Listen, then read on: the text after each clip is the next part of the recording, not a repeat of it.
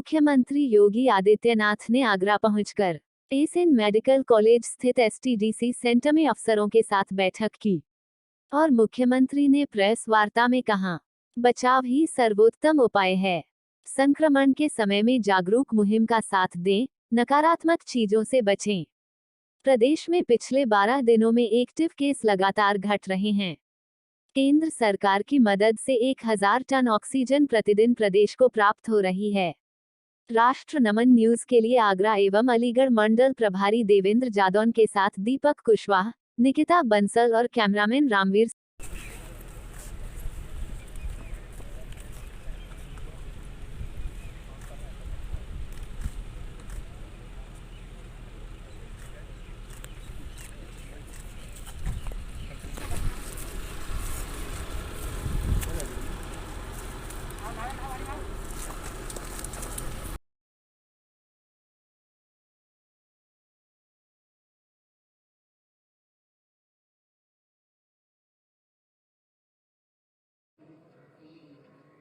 देश की सबसे बड़ी आबादी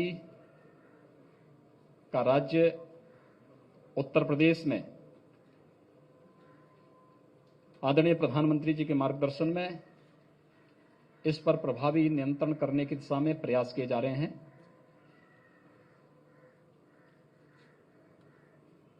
एक सामूहिक टीम भावना के साथ प्रदेश के अंदर जो कार्य हुआ है, प्रदेश सरकार, माननीय जनप्रतिनिधिगण, प्रशासनिक team, health workers, corona warriors, समाज के विभिन्न तबके के लोगों ने जो सहयोग किया है, आज उसका परिणाम है 12 दिन में प्रदेश के अंदर 1,06,000 एक्टिव केस कम हुए हैं। 30 अप्रैल को प्रदेश में 3,10,000 एक्टिव केस थे। आज मॉर्निंग में जो रिजल्ट आए हैं उसमें प्रदेश में 2,04,000 एक्टिव केस रह गए हैं और निरंतर इसमें गिरावट है, जिसमें अगर हम आगरा मंडल की बात भी करें तो आगरा मंडल में पिछले एक सप्ताह में लगभग 1,750 एक्टिव केस कम हुए हैं। यानी ये दिखाता है कि इसमें लगातार गिरावट आ रही है, पॉजिटिविटी रेट कम हो रहा है और रिकवरी रेट बढ़ रहा है। इसमें हम लोगों ने फोकस किया है, खासतौर पर जो आदरणीय प्रधानमंत्री जी ने फर्स्ट वेव के समय एक बात कही थी कि ट्रेस, टेस्ट एंड ट्रीट, उस मंत्र को हम लोगों ने इसमें भी अपनाया है। लेकिन इसमें हमने अर्ली एंड एग्रेसिव कैंपेन को इसके साथ जोड़ करके इस सेकेंड वेव को उसी रूप में हम लोग लेकर के चल रहे हैं और उसी तर्ज पर हम लोगों ने अब तक प्रदेश में 4,36,00,000 से अधिक टेस्ट अब तक किए हैं, जो देश के अंदर सर्वाधिक है। सेकेंड वेव में अचानक ऑक्सीजन की मांग हुई और इस अचानक ऑक्सीजन में हम आभारी हैं भारत सरकार के, जिन्होंने ऑक्सीजन एक्सप्रेस चला करके एयरफोर्स के स्पेशल विमान के माध्यम से ऑक्सीजन की आपूर्ति को सुनिश्चित किया। आज के दिन पर उत्तर प्रदेश में 1,030 मीट्रिक टन प्रतिदिन की आपूर्ति हम लोग वर्तमान में कर रहे हैं, जिसमें ऑक्सीजन एक्सप्रेस के माध्यम से, एयरफोर्स के विमानों के माध्यम से भी इसको पूरा करने का प्रयास प्रदेश के अंदर किया जा रहा है। ऑक्सीजन की आपूर्ति के साथ साथ हम लोगों ने प्रदेश में 377 ऑक्सीजन प्लांट लगाने प्रारंभ भी किए हैं, जिससे फ्यूचर में किसी भी चुनौती का मुकाबला किया जा सके। इसमें प्रधानमंत्री केयर फंड से 161 ऑक्सीजन प्लांट उत्तर प्रदेश के अलग अलग सभी जनपदों में स्थापित होने जा रहे हैं। प्रदेश सरकार के संसाधनों से शेष ऑक्सीजन प्लांट हम लोग प्रदेश के अंदर लगाने जा रहे हैं। सेकेंड वेव में हम लोगों ने व्यापक पैमाने पर लेवल 2, लेवल 3 के बेड्स बढ़ाए और आज ये संख्या बढ़कर के हमारे पास 80,000 लेवल 2, लेवल 3 के बेड्स हम लोगों ने प्रदेश के अंदर स्थापित किए हैं। वैक्सीनेशन की कार्रवाई युद्ध स्तर पर हुई है। लक्षण युक्त और संक्रमित लोगों को, संदिग्ध लोगों को टेस्ट कर सके, उनको होम क्वारंटीन की व्यवस्था कर सके या उनको हॉस्पिटल जिन्हें पहुंचाना है वहां तक पहुंचाने की व्यवस्था कर सके, ये कार्य वर्तमान में हमारा 5 मई से कैंपेन का कार्य चल रहा है, जिसको WHO ने भी जिसकी सराहना की है कि कोरोना संक्रमण की चेन को ब्रेक करने में इसकी एक बड़ी भूमिका हो सकती है। और इस कार्यक्रम को हम लोगों ने प्रदेश के अंदर युद्ध स्तर पर प्रारंभ किया है। वर्तमान में प्रदेश के अंदर ये अभियान युद्ध स्तर पर चल रहा है। सभी 97,000 हमारे राजस्व गांवों को हम लोगों ने इसके दायरे में लिया। हम इसके साथ इस कार्यक्रम को आगे बढ़ा रहे हैं। आगरा मंडल की अगर मैं बात करूं तो आगरा मंडल में यहां पर हम लोगों ने, यहां के प्रशासन ने जनप्रतिनिधियों के सहयोग से जो कार्यक्रम किए हैं उसका परिणाम है कि एक्टिव केस में लगातार इसमें यहां पर गिरावट देखने को मिली है। पॉजिटिविटी रेट लगातार यहां पे घट रही है। मंडल में वर्तमान में 3,800 से अधिक ऑक्सीजन युक्त बेड्स हैं और पिछले एक सप्ताह में 799 अधिक बेड्स यहां पर वृद्धि की गई है। 340 वेंटिलेटर इस कमिश्नरी में यहां उपलब्ध है और 162 एम्बुलेंस भी यहां पर उपलब्ध कराई गई हैं। इसके अलावा 216 ऑक्सीजन कंसंट्रेटर भी यहां पर उपलब्ध करवाए गए हैं।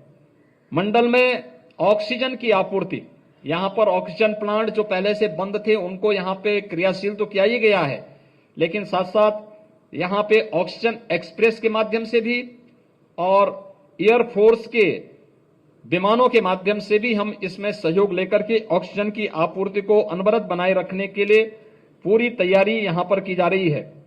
मंडल में 3,300 से अधिक निगरानी समितियां वर्तमान में काम कर रही हैं।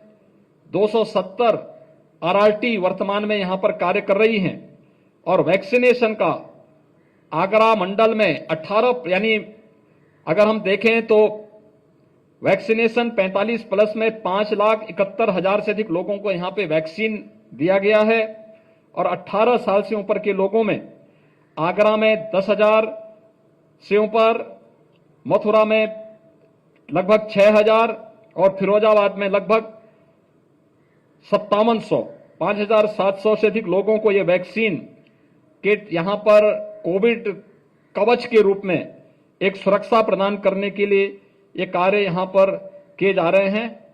नए ऑक्सीजन प्लांट स्थापित करने के लिए और इस आगरा मंडल में 20 नए ऑक्सीजन प्लांट लगाने की कार्रवाई यहां पर की जा रही है, जिसमें से 2 प्लांट पहले से ही यहां पर क्रियाशील किए जा चुके हैं। कोरोना की ये लड़ाई एक टीम वर्क है, सभी लोगों को मिलकर के इसमें कार्य करना होगा और कहीं भी इस लड़ाई में नकारात्मकता के लिए जगह न हो। हर एक व्यक्ति की, चाहे वह कोरोना पॉजिटिव हो, चाहे वह लक्षण युक्त व्यक्ति हो, उनके साहस को भी बनाने की आवश्यकता है। इसके साथ साथ हम व्यापक स्तर पर जागरूकता के एक अभियान का हिस्सा बन सकते हैं। हर व्यक्ति को इस बारे में जागरूक करना, खासतौर पर इस बारे में बताना कि जो हाई रिस्क कैटेगरी है, हम सेकेंड वेव को बहुत शीघ्र उस पर नियंत्रण स्थापित करेंगे। जो ब्लैक फंगस के मामले सामने आ रहे हैं उसके उपचार की व्यवस्था लखनऊ में हमने प्रारंभ कर दी है। एक विशेषज्ञ टीम गठित करके वह पूरे प्रदेश के अंदर वर्चुअल इस कार्यक्रम को आगे बढ़ाने का कार्य कर रही है। लेकिन साथ साथ हम लोगों ने यह भी व्यवस्था प्रारंभ की है कि थर्ड वेव के लिए, यद्यपि विशेषज्ञों ने प्रदेश के अंदर यह आशंका व्यक्त की थी कि 5 मई के बाद यूपी में 1 लाख केस प्रतिदिन आएंगे, लेकिन टीम वर्क का परिणाम है कि आज के दिन पर आज जो प्रदेश के अंदर कोविड पॉजिटिव के केस आए हैं वो मात्र 17,000 आए हैं। तो ये लगातार उसमें गिरावट है। 17,000, कल 18,000 थे, आज उससे भी कम होकर के 17,000 पर आए हैं। कि कोई भी व्यक्ति हाई रिस्क कैटेगरी का है, वह घर के बाहर निकले ना इस समय। घर में भी मास्क लगाएं, बचाव के सारे उपाय करें।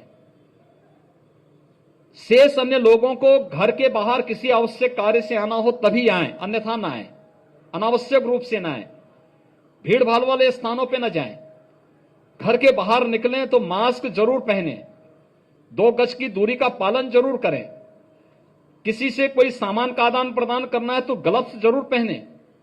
हर व्यक्ति अगर कोविड के इन नियमों का पालन करेगा तो ये कार्य एक एक जीवन को बचाने के लिए, जो जीवन अमूल्य है उसको बचाने में बहुत बड़ी निर्णायक भूमिका हर नागरिक की हो सकती है। और हम लोग अगर इसको व्यापक पैमाने पर आगे बढ़ाएंगे तो अवश्य सफलता प्राप्त होगी। मुझे आप सबसे भी अपील करनी है कि हम सब जागरूकता के इस कार्यक्रम का हिस्सा बने।